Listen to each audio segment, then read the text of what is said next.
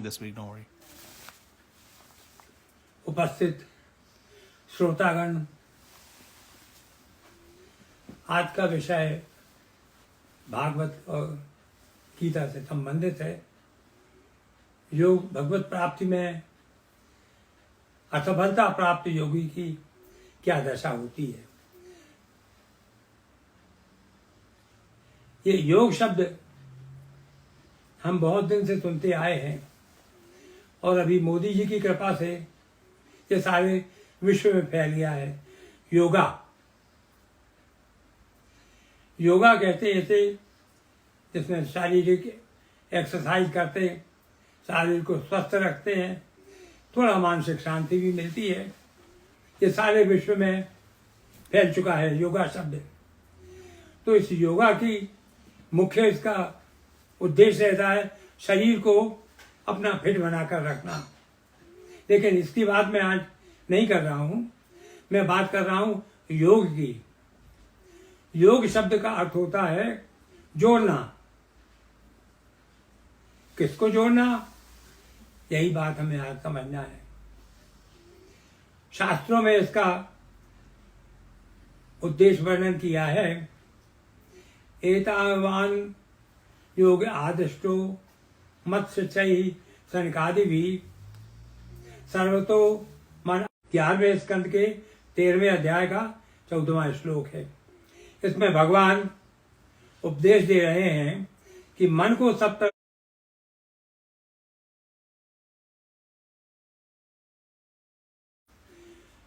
संयोगो योग इत्युक्तो जीवात्मा परमात्मनो।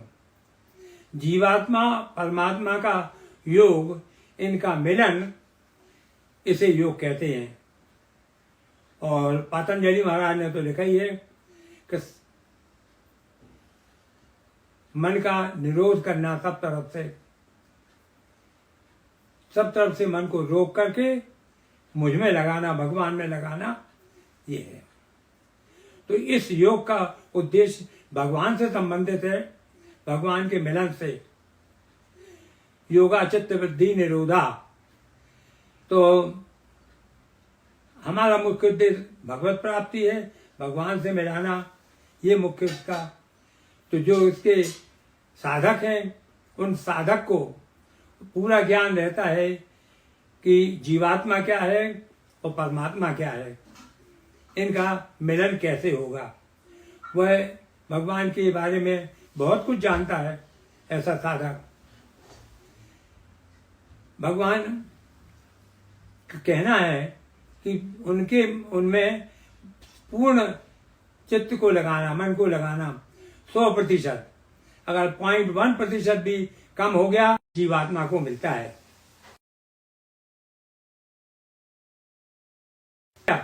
अरे वो हमसे 1000 गुना मिलने के इच्छुक हैं। वेद चिल्ला चिल्ला कर कहता है कि भाइयों, ये जो वैकुंठ लोक हमने रचे हैं, ये तुम्हारे लिए बनाए गए हैं।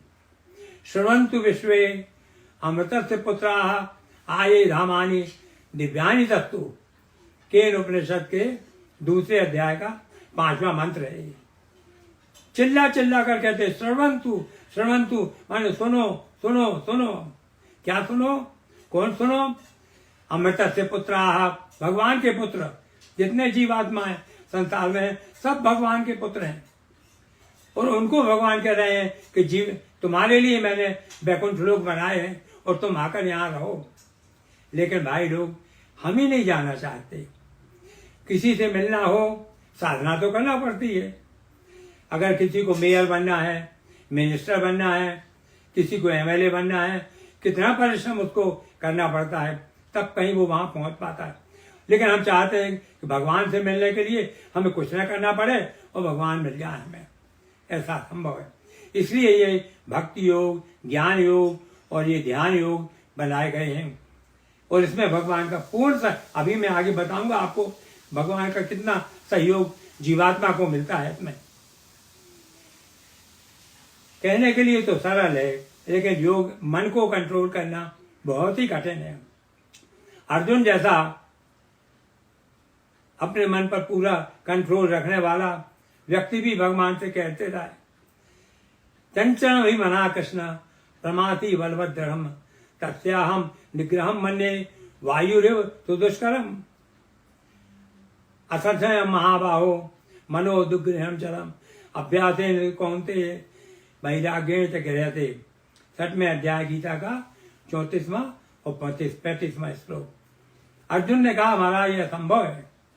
क्षणम आया तु पातालम क्षणम याति नभस्थलम। एक क्षण मन पाताल में, दूसरे क्षण आकाश में पहुंच जाता है। इसको करना भगवान ने स्वीकार किया। बिल्कुल ठीक कह रहे अर्जुन, तुम मन को कंट्रोल करना बहुत मुश्किल है, लेकिन अभ्यास कौन्तेय वैराग्येण च गृह्यते। अभ्यास करने से क्या नहीं बन जाता। सर्कस में हम देखते हैं कि उनके जो एक्टर रहते हैं रस्सी के ऊपर एक छोर से दूसरे छोर तक चल करके जाते हैं, और दूसरा साइकिल पर बैठ करके, कोई साइकिल चला करके उस रस्सी पर एक छोर से दूसरे छोर तक चला जाता है। वो नहीं गिरता, उसको नहीं भय लगता। तो कहने का मतलब अभ्यास करने से ये संभव है, इसलिए भगवान ने उसको समझाया। दूसरी बात, हमको मन से व्यक्ति का आसक्ति छोड़ना है। मन को कंट्रोल करना माने मन की आसक्ति वहां से हटाना है। 5 ही तो हमारी इंद्रियां हैं, देखने की, सुनने की, जिह्वा से स्वाद लेने की, और नासिका से सुगंध लेने की, और स्पर्श करने की। इन्हीं भावनाओं के बीच में जीवात्मा जीवित रहता है। इनसे मन को हटाना, व्यक्ति से मन को हटाना। आप देखेंगे रात को कोई 12 बजे आपके यहाँ कोई अतिथि आ जाए, मेहमान आ जाए और खटखटाए दरवाजा, तो आप उठ करके जाते हैं उसको, अरे अरे आइए भाई, आपकी तो हम बहुत दिन से प्रतीक्षा कर रहे थे, बहुत मेहरबानी हुई, आप आ गए, आपकी बहुत हम स्वागत करते हैं आपका।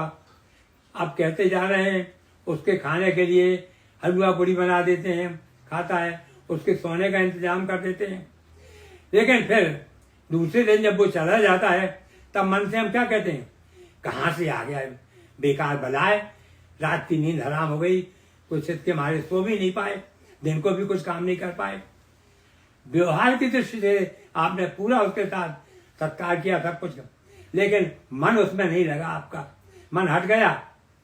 इसी तरह से भगवान कहते हैं कि संसार में सबसे व्यवहार तो ठीक करो, माता पिता, भाई बहन, मित्र, पड़ोसी, सबसे व्यवहार में कमी मत कर, लेकिन मन उनसे मन में उनकी आसक्ति हटा दो, उनसे आसक्ति हटा देना। जैसे अभी उससे अतिथि का मैंने बताया, इस तरह से करके व्यवहार करो तो वो व्यक्ति को सफलता मिल जाती है। तो योगी जब साधना करता है, उसको भी इंद्रियां हमेशा सताती रहती हैं कि हमें अपना भोग चाहिए, इंद्रियां अपना विषय चाहती हैं, और योगी उनसे अलग रहकर संसार से और भगवान की साधना ध्यान योग में बैठ करके करता है। कितना कठिन कार्य है। चलते चलते चलते चलते गिर जाना आसान है, सफलता पाना बहुत कठिन है, लेकिन गिरना बहुत ही आसान है। अगर वो योगी गिर गया, उस सफलता प्राप्त नहीं कर पाया, तो उस व्यक्ति का क्या होगा। बेचारा यहाँ संसार से भी गया, सांसारिक सुख नहीं भोगे उसने, और भगवान की प्राप्ति भी नहीं कर पाया। उसको तो खुदा ही मिला विशाले सनम, न इधर के रहे न उधर के रहे।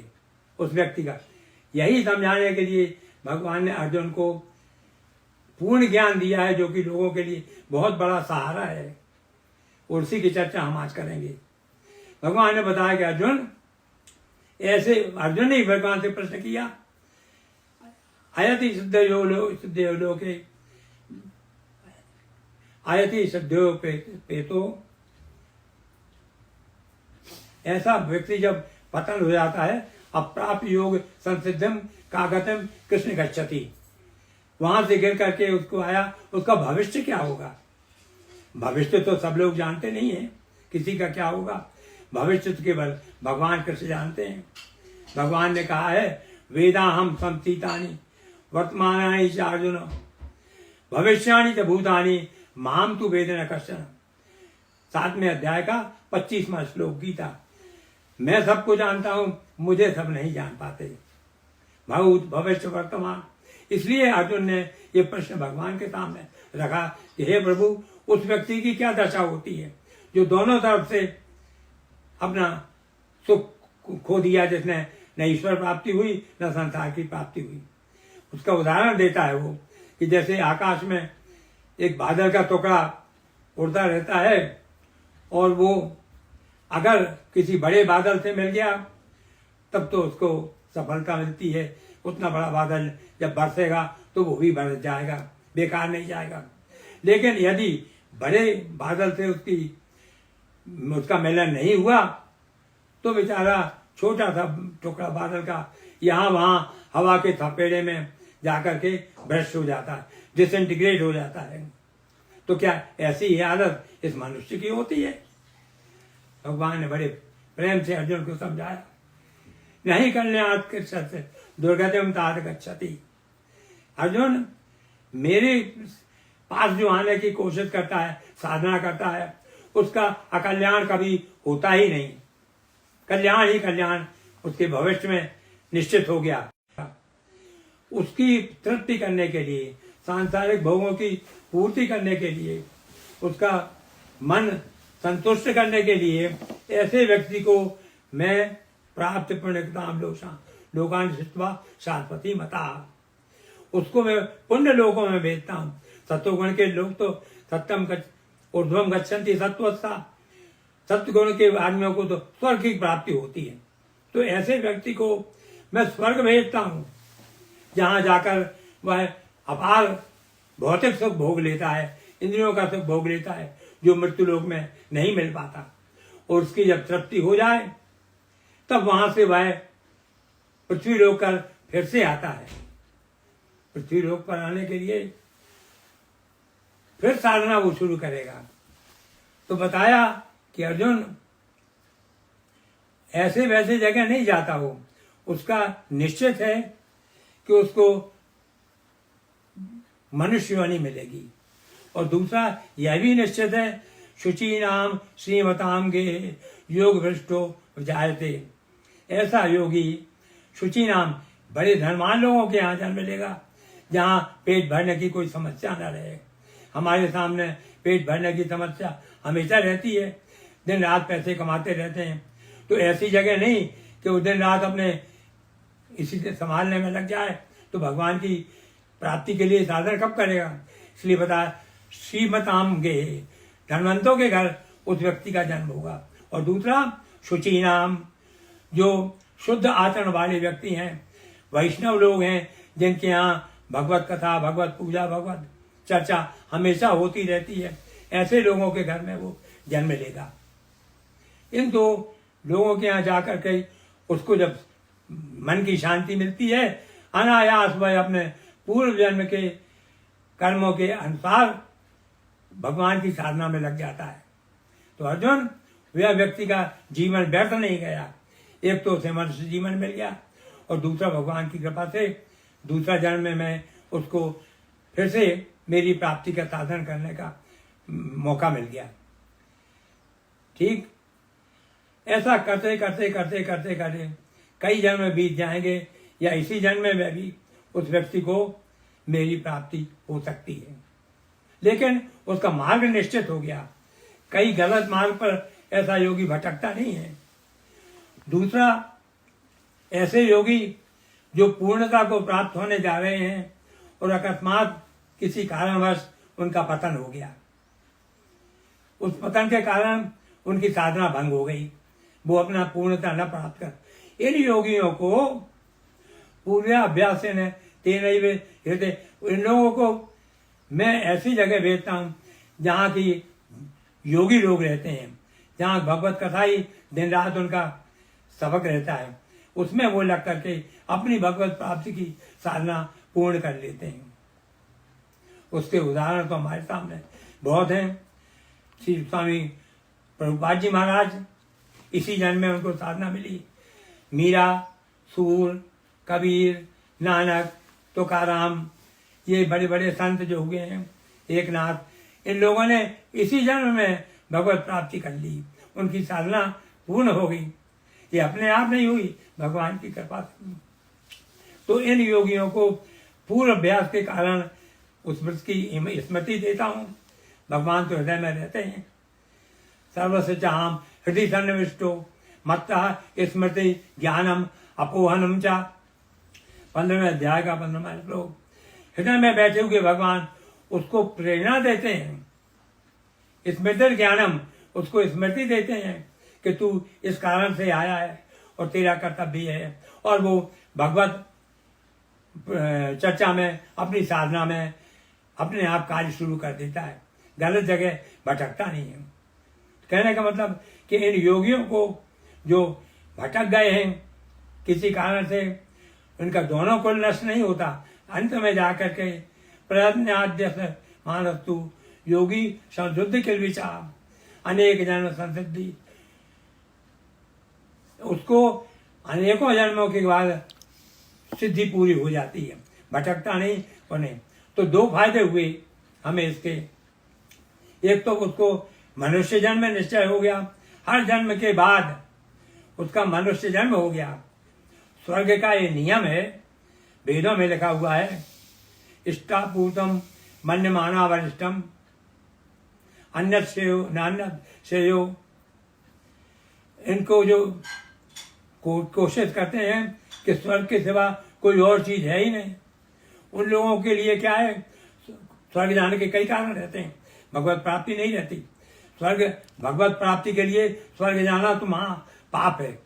वो व्यक्ति स्वर्ग से भगवान को प्राप्त नहीं कर पाएगा। इसलिए देवता लोग मनुष्य शरीर चाहते हैं। तो स्वर्ग जाकर के फिर क्या करता है, इंद्रिय सुख भोगता है। और नाकर से पृष्ठे थे तो कृतेन भूतवा इमाम लोकम हीन तरम्बा विशंति, वेद कहता है। मुंडक उपनिषद के पहले अध्याय का दूसरे खंड का 10वां मंत्र। भगवान कह रहे हैं कि वो स्वर्गलोक से जब नीचे आता है, हीन तरम्बा विशंति, निम्न कोटियों में जन्म लेता है। ये नहीं है कि वो मनुष्य था, मनुष्य का जन्म लेगा, नहीं। कुत्ते, बिल्ली, चूहे, इनकी योनि में जाता है, ये तो बड़ा असंभव है। मनुष्य को तो है ना, गनीमत याद नहीं रहती, स्वर्ग से उतर के कुत्ते बिल्ली बनना। तो ये नियम है जो लोग भगवत प्राप्ति के अतिरिक्त स्वर्ग जाने का जो कारण। लेकिन भगवान का जो भक्त है, योगी, इसको भगवान स्वयं स्वर्ग में रख करके उसकी इच्छा पूर्ति करके, उसकी मनोकामना पूर्ति करके, विषय भोग की कामना पूर्ति करके, और स्वयं उसको मनुष्य जन्म देते हैं। ये भगवान की कृपा इस पर एक बार नहीं, अनेकों जन्म के लिए हो जाती है। एक जन्म में पूरा नहीं हो पाया, भगवान फिर मनुष्य जन्म देते हैं, फिर दूसरी बार, तीसरी बार, अनेक बार। जब तक साधना पूरी नहीं होगी, उसको मनुष्य शरीर मिलता रहेगा, किसी और योनि में वो नहीं जाएगा। किसके कारण? भगवान के कारण।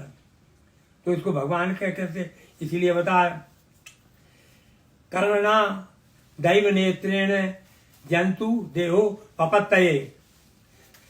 हमारे कर्मों के अनुसार हमें दूसरी योनियां मिलती हैं और मिलना चाहिए, लेकिन इसके साथ नियंत्रण भगवान का रहता है। कर्मणा दैव नेत्रेण, ईश्वर का नियंत्रण रहता है, ईश्वर की शासन रहता है, ईश्वर की इच्छा रहती है, और पूरी उनके अनुसार हम योनियां प्राप्त करते हैं।